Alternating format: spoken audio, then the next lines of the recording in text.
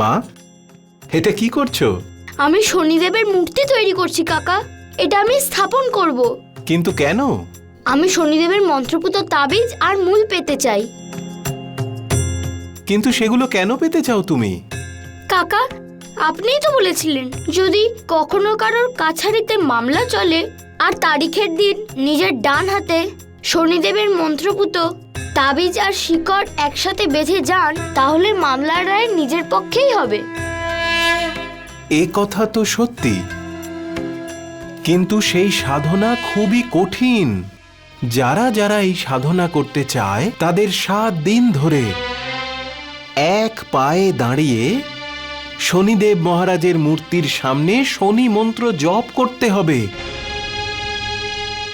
তবে গিয়ে সে তাবিজ আর ওই গাছের শিকড় লাভ করবে। আমি এই সাধনা করব কাকা, আর শনিদেবকে আমার মালিকের সাথে ন্যায় করতেই হবে।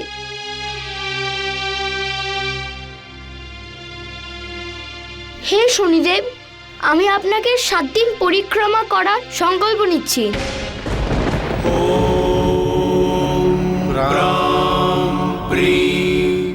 আমার এই সাধনা সম্পূর্ণ হলেই আমার মালিক আর মাকে ন্যায় পাইয়ে দেবেন।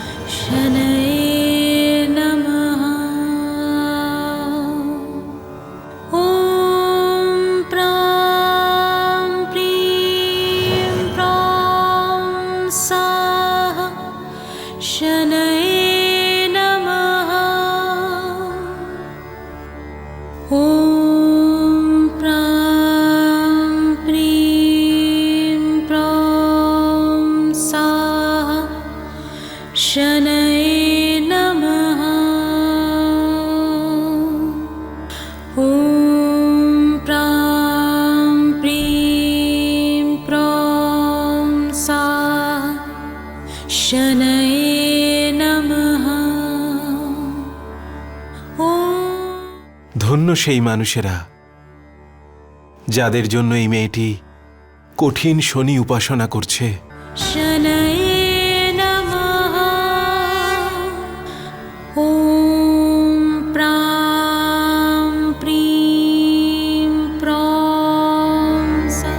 শামলি, শামলি,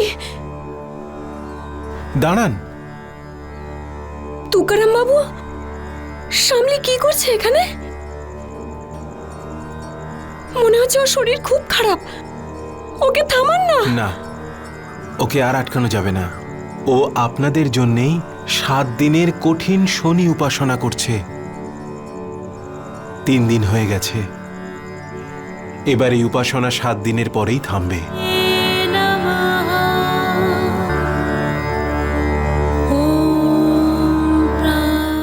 শামলি, তোমার মালিককে তার খারাপ কাজের দণ্ড দেওয়ার জন্যে যে 7.5 এখন তার উপর চলছে তা তো তাকে ভুগতেই হবে।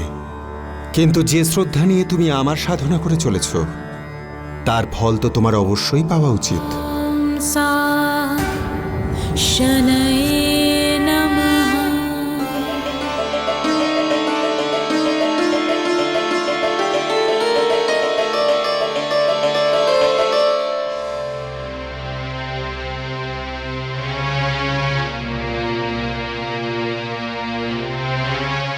মালিক, মালিক, শামলি, তুই এখানে? তাবিজ বাদ দে মা। মালিক, এই তাবিজ বেঁধে নিন। দেখবেন শনিদেবের কৃপায় আজ আদালতের রায় আপনার পক্ষেই হবে।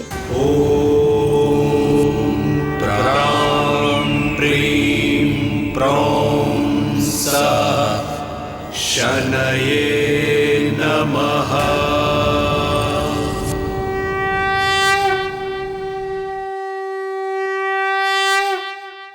জজ সাহেব, সমস্ত প্রমাণ আর সাক্ষী আদালতে পেশ করা হয়েছে, তাই এখন সময় এসে গেছে আদালতের তার সিদ্ধান্ত শোনানোর। সমস্ত নথি দেখার পর আর সাক্ষীদের বয়ান শোনার পর একথা প্রমাণিত যে এই সমস্ত সম্পত্তি এখন গজেন্দ্র সিং এর। এই জন্য এই আদালত এই সিদ্ধান্ত নিচ্ছে। একটু দাঁড়ান জজ সাহেব।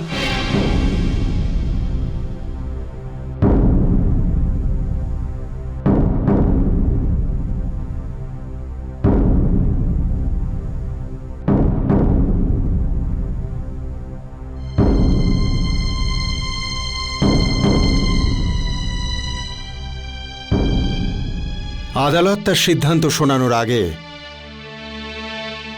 আমার কাছে এমন কিছু প্রমাণ আছে যেটা দিয়ে আদালতের সিদ্ধান্ত বদলাতে পারে।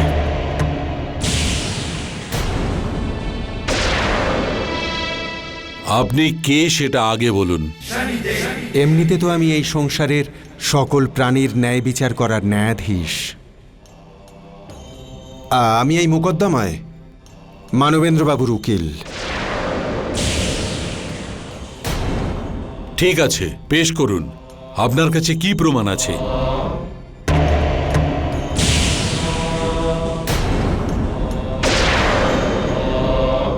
জজ সাহেব, সেই প্রমাণ পেশ করার জন্যে আমার 2 দিন সময় চাই।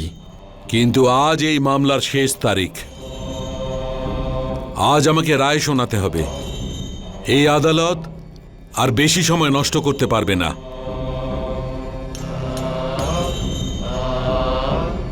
জজ সাহেব, বিষয়টা 2 দিনের নয়, বিষয়টা ন্যায়ের। ভাবুন, যদি আপনি কোনো ভুল সিদ্ধান্ত নিয়ে ফেলেন যার ফলে কারো সারা জীবনটা বরবাদ হয়ে যায়, তাহলে আপনি কি নিজেকে ক্ষমা করতে পারবেন?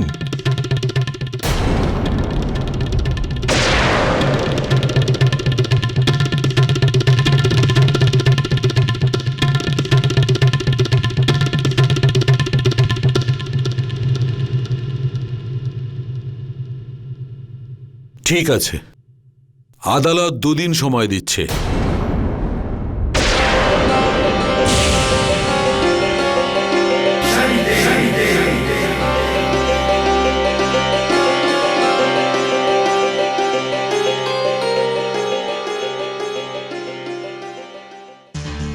উকিল বাবু, এই নতুন উকিল কোথা থেকে চলে এলো? আর সে কি বা পেশ করতে চলেছে? গজেন্দ্রবাবু, আপনি একদম চিন্তা করবেন না। এই মোকদ্দমা আমরাই জিতে যাব। আপনি শুধু আমার অংশটার ব্যবস্থা করে রাখবেন। অনেক পরিশ্রম করেছি আমি আপনার এই মিথ্যে মোকদ্দমাটাকে সত্যি বানাতে।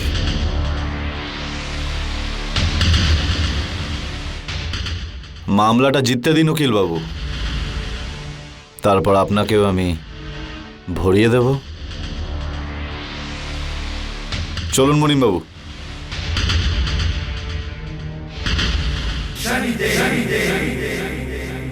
কে উকিলবাবু?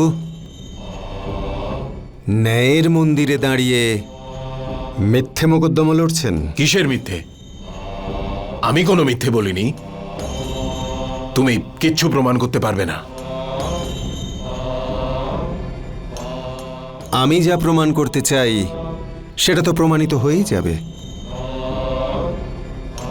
কিন্তু তুমি নিজের চিন্তা করো। ভাবো, যখন এই আদালত জানতে পারবে যে তুমি মিথ্যে কাগজ পেশ করেছো, মিথ্যে সাক্ষী সাজিয়েছো, তখন এই আদালত তোমায় কত বড় শাস্তি দেবে ভেবে দেখেছো কখনো?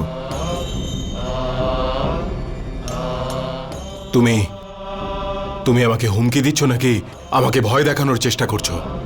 তোমায় সত্যিটা দেখানোর চেষ্টা করছি। আমি জানি গজেন্দ্রবাবু তোমাকে অনেক টাকার লোভ দেখিয়েছে, কিন্তু সেই টাকা তোমায় দেবে না। ভেবে দেখো, যে নিজের ভাইকে আপন করলো না, সে তোমাকে কি করে করবে?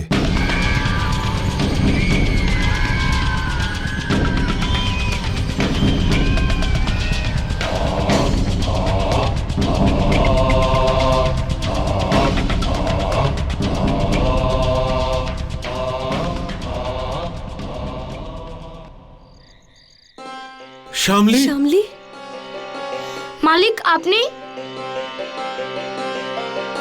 মালিক আপনি? কি হয়েছে মালিক? তোর শ্রদ্ধার ফল আমরা পেয়েছি সোনা, ফল আমরা পেয়েছি। আমিও আপনাকে কিছু দেখাতে চাই। মা, বাবা,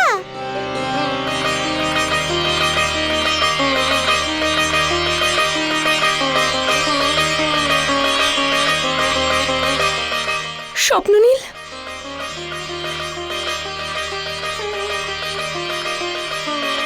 স্বপ্ননীল,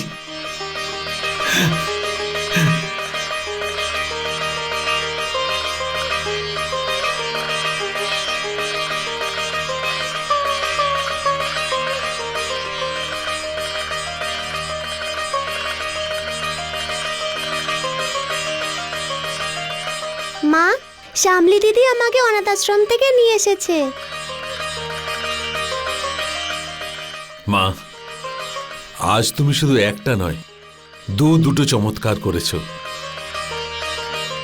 এক, স্বপ্ননীলকে ফিরিয়ে এনেছ, আর দ্বিতীয়ত কাছারিতে আজ এক নতুন উকিল এসেছিল যে আমাদের সপক্ষে কিছু প্রমাণ পেশ করতে চায়, আর যা সিদ্ধান্ত 2 দিন বাদে নেওয়া হবে। মালিক, এই সবই শনিদেবের কৃপা। দেখবেন রায় আপনার পক্ষেই হবে। শ্যামলী, তুই তো আমার মেয়েই হয়ে গেছিস, কিন্তু আমি তোর বাবা হতে পারিনি। যদি আমি তোর বাবা হতে পারতাম।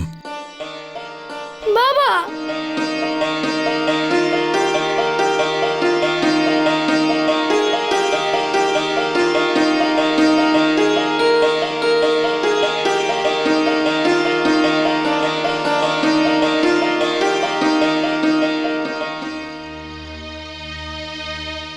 আমায় এবার বাবার উপর থেকে শনির দোষ কাটানোর জন্য এক পায়ে দাঁড়িয়ে শনিদেবের সাধনা করতে হবে। 30,000 বার শনিদেবের মন্ত্র জপ করতে হবে। তাহলেই বাবার উপর থেকে শনিদেবের সব দোষ কেটে যাবে। গজেন্দ্রবাবু, আপনি তো মামলাটা জিতে গেলেন। ব্যাস, এবার আমার অংশটা আপনি আমাকে বুঝিয়ে দিন। ভাগ অবশ্যই। পুরো নেবেন নাকি অর্ধেক? আমি বুঝতে পারলাম না। এক্ষুনি বোঝাচ্ছি।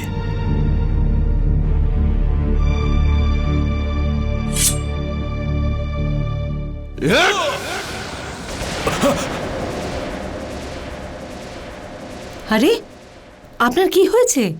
আপনি ঠিক আছেন তো? আমি ঠিক আছি, তুমি শুয়ে পড়ো। যে স্বপ্নটা আমি দেখলাম সেটাই আবার সত্যি হবে না তো?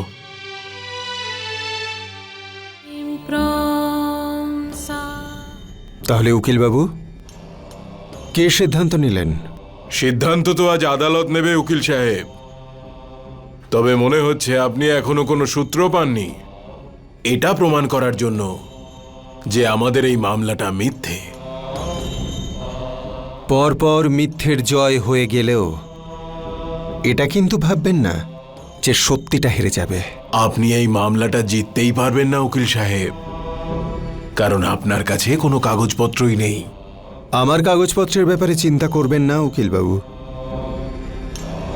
নিজের কাগজপত্রগুলোকে একবার পরিষ্কার মনে দেখে তো নিন, সেগুলোতে কিছু লেখা আছে কি না।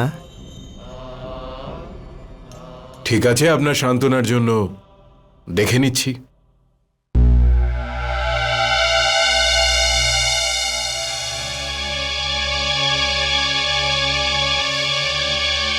আপনিও দেখে নিন।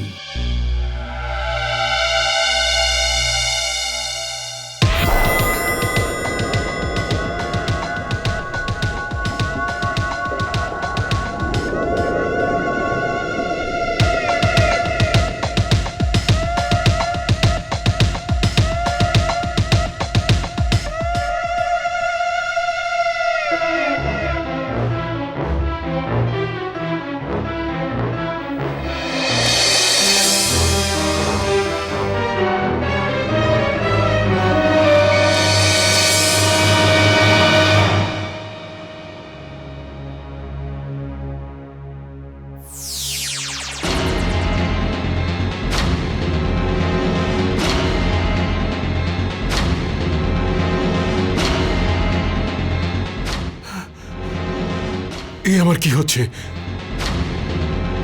কখনো এই কাগজগুলোর মধ্যে আমি কিছু লেখা আছে দেখতে পাচ্ছি, আবার কখনো কিছু নেই। দেখলেন তো উকিলবাবু, পরিষ্কার মন সবকিছু পরিষ্কারই দেখায়।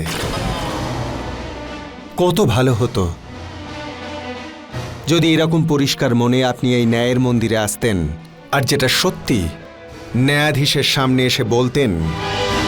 তখন দেখতেন কি হয়, তখন আপনার মন আর আত্মা কতটা শান্তি পেত।